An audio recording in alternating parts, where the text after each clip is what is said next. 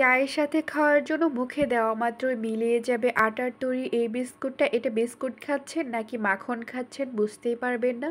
আটা দিয়ে যে একদম পুরো বেকারি স্টাইলের মতো বিস্কুট তৈরি করা যায় সেটা আপনারা না দেখলে বিশ্বাসই করতে পারবেন না। শুধুমাত্র আটা আর চিনি দিয়ে যে এতটা লোভনীয় বেকারির মতো বিস্কুট সেটা কি ভাবা যায়? বাজার থেকে আর অস্বাস্থ্যকর বেকারি বিস্কুট না কিনে আপনারা ঘরেই কিন্তু লোভনীয় বিস্কুটটা তৈরি করে নিতে পারবেন। আর বাচ্চাদের সামনে ধরলে তো কথাই নেই। আর চায়ের সাথে তো পুরো জমে যাবে। আসসালামু আলাইকুম everyone, welcome back to my channel. আটার তৈরি লোভনীয় বেকারি বিস্কুটটা তৈরি করার জন্য প্রথমে একটি মিক্সিং বলে হাফ কাপ সাদা তেল নিয়ে নিচ্ছি। আপনারা সাদা তেলের পরিবর্তে বাটার অথবা ঘিও ব্যবহার করতে পারেন, তবে এটা আপনাদের ইচ্ছে অনুযায়ী। তবে যদি আপনারা বাটার অথবা ঘি ব্যবহার করেন তাহলে সেই বিস্কুটটা খেতে 100 গুণ বেশি মজা হবে। এরপর হাফ কাপ চিনি ব্লেন্ডারে খুব ভালো করে গুঁড়ো করে নিয়েছি। অবশ্যই কিন্তু ব্লেন্ডারে খুব ভালো করে গুঁড়ো করে নিতে হবে। চিনিটা যদি আপনারা গোটায় দিতে যান তাহলে কিন্তু একদম বেক করার সময় পানি ছেড়ে দেবে। আপনাদের ঘরে যদি ব্লেন্ডারটা না থাকে তাহলে শিলপাটায়ও খুব ভালো করে গুঁড়ো করে নিতে পারবেন, তবে অবশ্যই চিনিটাকে খুব ভালো করে গুঁড়ো করে দিতে হবে। এরপর খুবই সামান্য পরিমাণে লবণ দিয়ে দিচ্ছি। খুব বেশি পরিমাণে কিন্তু লবণ দেওয়া যাবে না, তাহলে একদম তিতা হয়ে যাবে। 1 চামচ বেকিং পাউডার দিয়ে দিচ্ছি। অবশ্যই কিন্তু বেকিং পাউডারটা ব্যবহার করতে হবে, তবে আপনাদের ঘরে যদি বেকিং পাউডারটা না থাকে তাহলে বেকিং সোডাটাও ব্যবহার করতে পারবেন। তবে বিস্কুট তৈরি করার ক্ষেত্রে বেকিং পাউডারটা ব্যবহার করা সবচেয়ে ভালো। এরপর একটু হুইস্কের সাহায্যে খুব ভালো করে মিশিয়ে নেব। এমনভাবে মিশিয়ে নেব যাতে করে চিনিটা তেলের সাথে খুব ভালো করে গলে যায়। আপনাদের ঘরে যদি এরকম একটু হুইস্ক না থাকে তাহলে কাঁটা চামচের সাহায্যে খুব ভালো করে মেশাতে পারবেন। হুইস্কের সাহায্যে চিনি আর তেলটাকে খুব ভালো করে মেশানো হয়ে গেছে। চিনিটাও কিন্তু একদম পুরোপুরিভাবে গলে গিয়েছে। এরপর 2 কাপ আটা দিয়ে দিচ্ছি। আপনারা চাইলে আটার পরিবর্তে ময়দা ব্যবহার করতে পারেন, তবে আটা বা ময়দা যেটাই ব্যবহার করেন না কেন তাতে কোনো সমস্যা হবে না। এরপর হাত দিয়ে খুব ভালো করে মাখিয়ে একটা ডো তৈরি করে নেব। আমরা রুটি তৈরি করার সময় ঠিক যেভাবে ডোটা তৈরি করি ঠিক সেইভাবে ডোটা তৈরি করে নেব, তবে এই ডোটা একটু অন্যরকম হবে। এই ডোটা রুটি তৈরি করার সময় যে ডোয়ের মতো তৈরি করি সেটার মতো নরম আর তুলতুলে হবে না, একটু ঝুরঝুরে টাইপের হবে। এই ডোটা তৈরি করার সময় এক্সট্রা কোনো পানি ব্যবহার করবেন না একদমই। এই হাফ কাপ তেলে যদি আপনাদের ডোটা তৈরি না হয় তাহলে সামান্য পরিমাণে আপনার তেল অ্যাড করতে পারেন। ডোটা তৈরি করে নেওয়া হয়ে গেছে, দেখতেই পাচ্ছেন ডোটা কিন্তু একদমই নরম আর তুলতুলে নয়, একটু ঝুরঝুরে টাইপের। এখন এই ডোটাকে আমরা রেস্টে রেখে দেব। ঢাকনা দিয়ে দিচ্ছি। ঢাকনা দিয়ে পুরো 5 মিনিটের মতো রেস্টে রেখে দেব। মনে রাখবেন 5 মিনিটের উপরে কিন্তু একদমই রেস্টে রাখা যাবে না। ওই ধরে 5 মিনিট রেস্টে রাখার পর আমি ঢাকনাটা খুলে নিচ্ছি। ডোটা কিন্তু পুরোপুরিভাবে সেট হয়ে গেছে।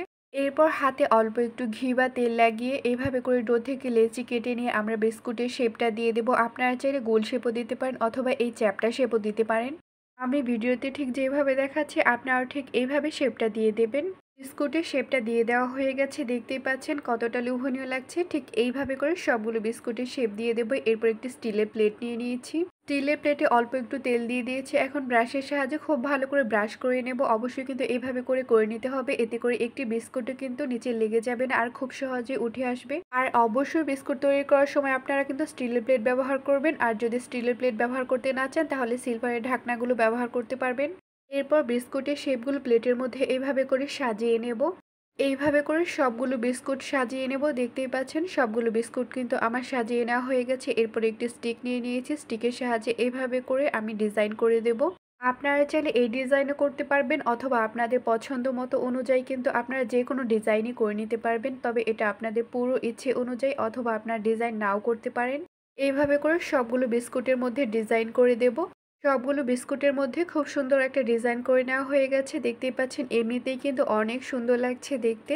এরপর চুলায় একটা প্যান বসিয়ে দিয়েছি। প্যানটাকে খুব ভালো করে গরম করে নিয়ে এরপর বিস্কুটের প্লেটটা এভাবে করে বসিয়ে দেব। এরপর ঢাকনা দিয়ে দেব।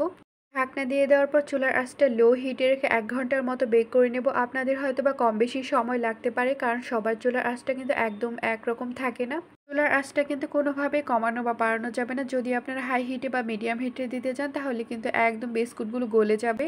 1 ঘন্টা পর আমি ঢাকনাটা খুলে আপনাদেরকে একটু দেখিয়ে দিচ্ছি বিস্কুটগুলো ঠিক কেমন হয়েছে। দেখতেই পাচ্ছেন বিস্কুটগুলো মাশাআল্লাহ একদম পারফেক্ট হয়েছে।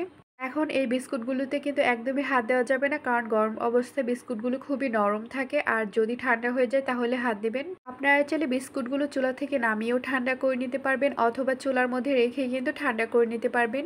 বিস্কুটগুলো পুরোপুরিভাবে ঠান্ডা হয়ে যাওয়ার পর আমি নামিয়ে নিয়েছি। এরপর একটি ছুরির সাহায্যে আমি আপনাদেরকে একটু দেখিয়ে দিচ্ছি। দেখতেই পাচ্ছেন বিস্কুটগুলো উঠানো ঠিক কতটা সহজ। আপনারা চাইলে বিস্কুটগুলো হাত দিয়ে উঠাতে পারবেন, তবে অনেক সময় হাত দিয়ে উঠাতে গেলে ভেঙে যায়, তাই আপনারা ছুরির সাহায্যেই চেষ্টা করবেন।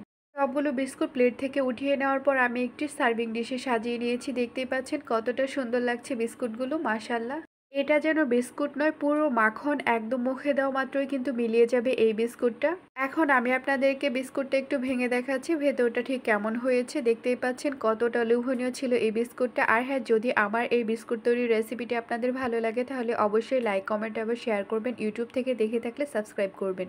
আর ফেসবুক পেজ থেকে দেখে থাকলে ফলো করবেন। আর আমার এই ভিডিওটি দেখার জন্য আপনাদের সবাইকে অনেক অনেক ধন্যবাদ। আল্লাহ হাফেজ।